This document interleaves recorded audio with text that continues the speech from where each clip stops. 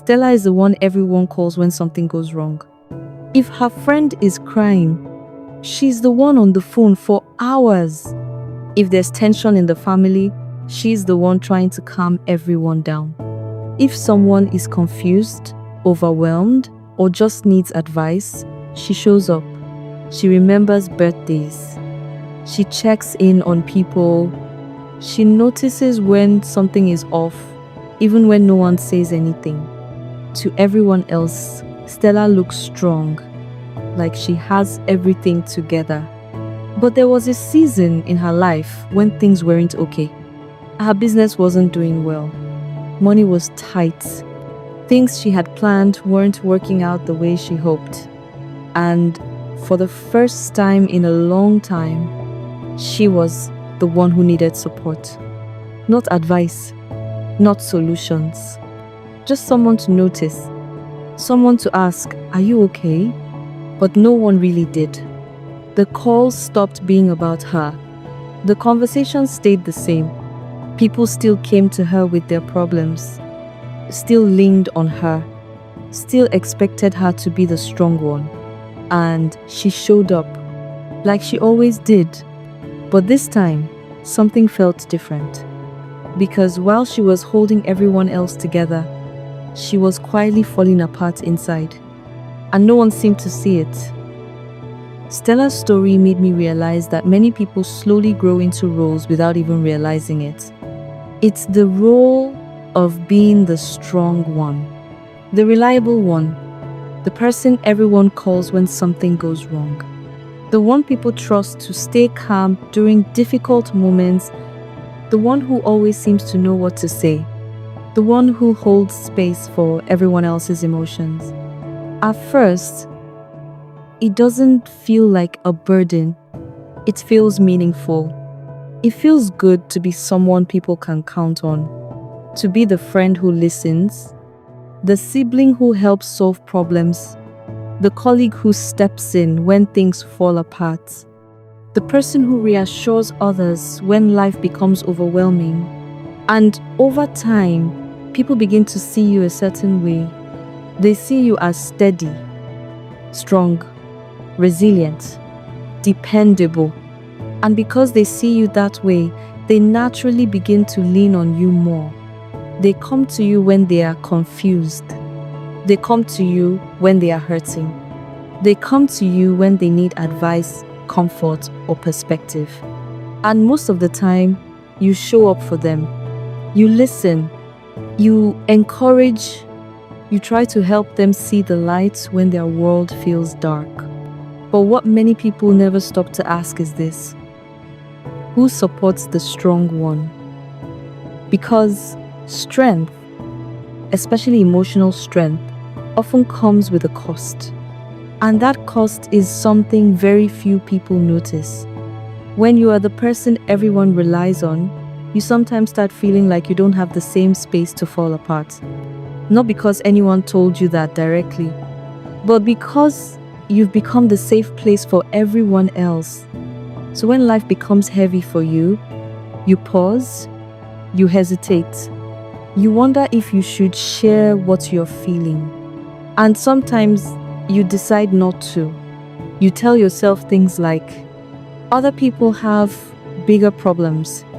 I should be able to handle this. I don't want to worry anyone. I'll deal with it later.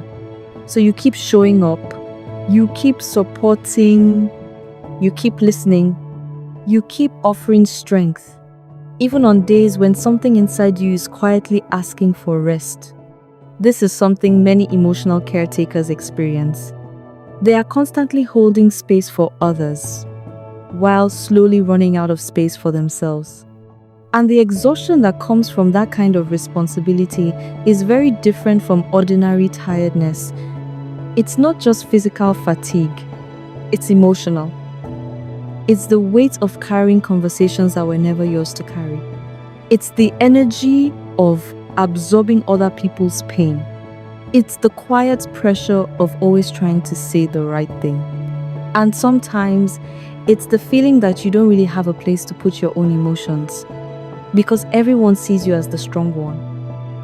There are people listening to this right now who know exactly what this feels like. You are the one friends call when they are going through relationship problems. You are the one family members turn to when there is conflict. You are the one people expect to stay calm when situations become stressful. You are the one people trust to keep everything together. And most of the time, you do. But what people don't see are the moments when you finally sit alone at the end of the day. When the noise fades, when the conversations stop, when the responsibility of being strong for everyone else finally pauses, and suddenly you feel how tired you actually are. Not just tired from work, but tired from constantly being the emotional support system for so many people. And here's something important that often gets overlooked. Being emotionally supportive is a beautiful quality. It means you care. It means you have empathy. It means people feel safe around you. But even the most compassionate person in the world cannot pour endlessly without refilling their own emotional energy. At some point, the person who is always giving support also needs support. The person who always listens also needs someone willing to listen to them.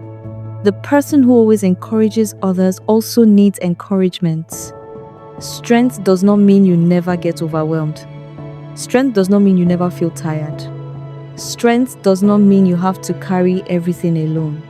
In fact, one of the most important things strong people can learn is this. You are allowed to step back sometimes.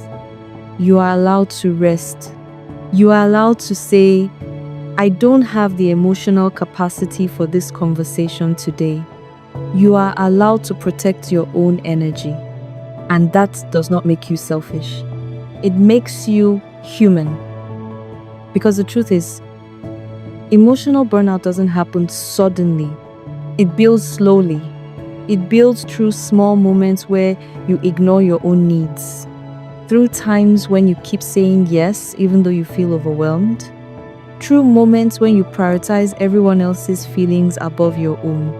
And eventually, something inside you begins to feel drained. You might start feeling less patient, less present, less emotionally available, not because you stopped caring, but because your emotional reserves have been stretched too far.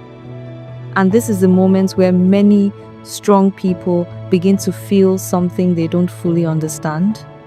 They feel guilty for needing space, guilty for not wanting to carry everyone's problems anymore. But needing space is not a failure of character. It's a sign that your emotional system is asking for balance. Even the most supportive person deserves moments where they don't have to be the one holding everything together. Moments where they can simply exist without being responsible for anyone else's emotional well-being.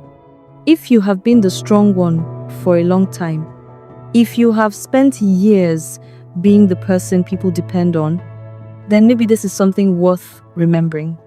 Your strength is valuable, but your well-being is valuable too. You don't have to disappear inside the role of being strong for everyone else. You deserve support. You deserve understanding.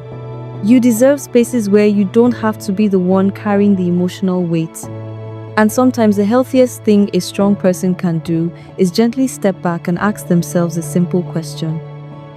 When was the last time I gave myself the same care I give to everyone else? Because the people who hold others together also deserve moments where someone holds space for them. And if you've been quietly carrying more than people realize, then maybe this message is simply a reminder.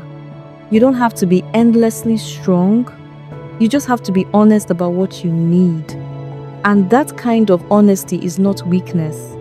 It's the beginning of balance.